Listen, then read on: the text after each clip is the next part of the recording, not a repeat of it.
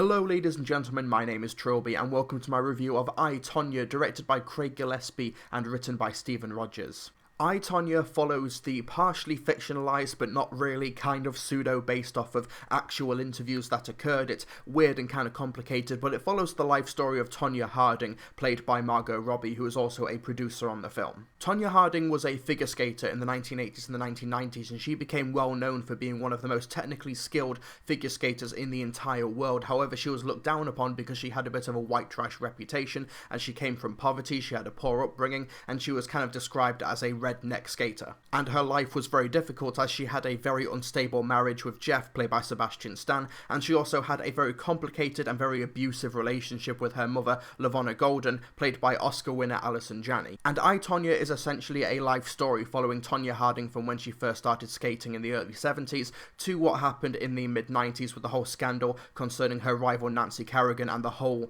basically, if you don't know the story, just Google it. And on paper, it's a really great true story because you have so many layers to it, like for example how Tonya Harding was looked down upon in the industry and in the competitive sports scene because of her lower class upbringings and the whole discrimination that comes from that just because she's not able to afford a really flashy expensive outfit which she goes figure skating in, and how she was abused her entire childhood, and then the whole Nancy Kerrigan incident happens and she becomes bullied by the media and by the entire industry, so it's just another form of abuse. And while I did really like I, Tonya, and there's some great elements to it which I'll get to in a moment, I feel like it could have gone much further with those themes. The dramatic elements are really strong, and I did like how the film didn't quite sugarcoat the alleged and possible abuse that happened. There's even one moment where Tonya Harding looks directly at the camera, because this is sort of based on weird interviews, and she says to the camera, this didn't happen, this did happen, etc, etc. It had a very Wolf of Wall Street vibe, and because Margot Robbie is a producer on this film, and she also worked under Martin Scorsese when she was cast in The Wolf of Wall Street, I think she took some of those influences with her when producing this film, and while that does work in the context of the story, The Wolf of Wall Street is a much funnier film and is able to balance the dramatic elements with the humour much better than I, Tonya is. The film is not quite as funny as it thinks it is. Even though in the second half of the film, when it does get into the Nancy Kerrigan scandal and just how inept the people who made the attack on Nancy Kerrigan were, it doesn't feel like the film is living up to its potential as much as it should be. But the film stays standing, and that's mainly because the performances are really great. Margot Robbie is a terrific Tonya Harding. The only criticism I have really is that, this is going to sound so shallow, when she's meant to be a 16-year-old Tonya Harding, she looks way too old to be that version of Tonya Harding. And this is exacerbated by the fact that there is a particular shot when she's competing at a teenage ice skating event where the camera pans throughout the entire changing room, and there are these clearly 15 or 16-year-old ice skating girls, and then it just pans over to Margot Robbie, who is in her late 20s, sticking out like a sore thumb. And while obviously Margot Robbie can't help the way she looks, I think the casting directors should have not cast actual 16-year-old girls to go alongside her. They should have cast people who looked a bit older and you just say they're 16. You may get a bit of a Saved by the Bell vibe, but I think it's a necessary evil to make Margot Robbie not stand out as much as she does. But the performance is terrific. There's a real sincerity to a performance and a real passion and grit that Tonya Harding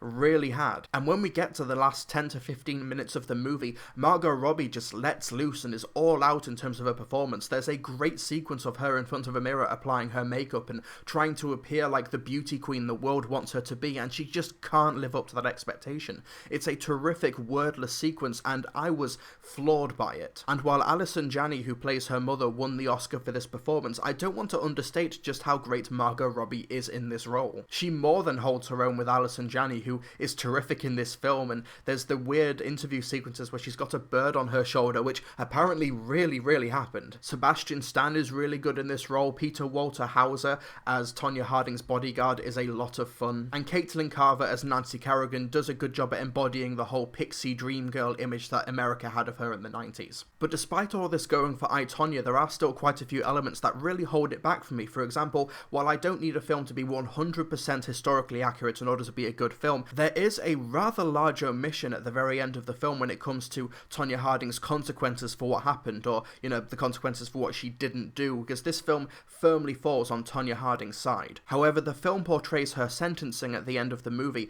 as something that doesn't quite represent what actually happened, and if you want to avoid spoilers, then skip ahead about 10 or 15 seconds because I'll be really brief. Basically, Tonya Harding, after the whole Nancy Kerrigan incident, she pled guilty The film does not state that or even hint that that happened, yet it's an important part of the actual sentencing.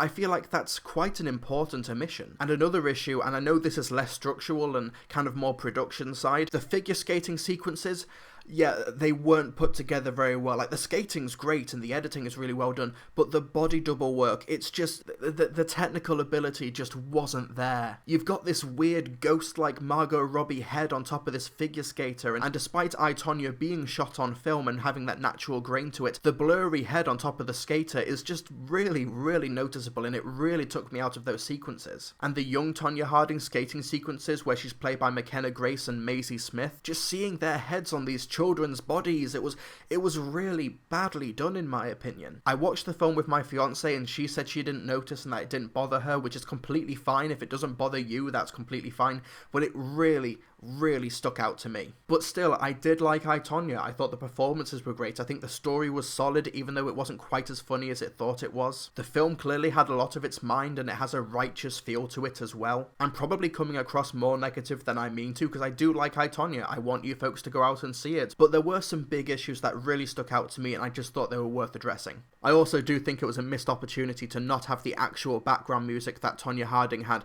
when she performed the triple axel jump for the first time. When she performed the maneuver, she did it to Danny Elfman's Batman theme. I'm not kidding, look. We will know that here whether she tries it or not. Good girl! Oh, isn't that great? If the film had had that, I would have given it 5 stars, but it doesn't, so I'm going to have to settle for 3.5 stars out of 5. Hey folks, thanks so much for watching this video, and oh my goodness, who are these names? Who are these awesome, really cool people? Well, they are my patrons. They help to keep the lights on here at Trilbee Reviews. They get early access to some of my content, and also including my podcast, the Film Brits podcast. They also get to be a part of the podcast by asking questions and submitting topics and such, so if you would like to help support the content and also get involved in the podcast and other videos, and also get your names in the credits like these handsome devils, then please consider becoming a patron. Links in the description below.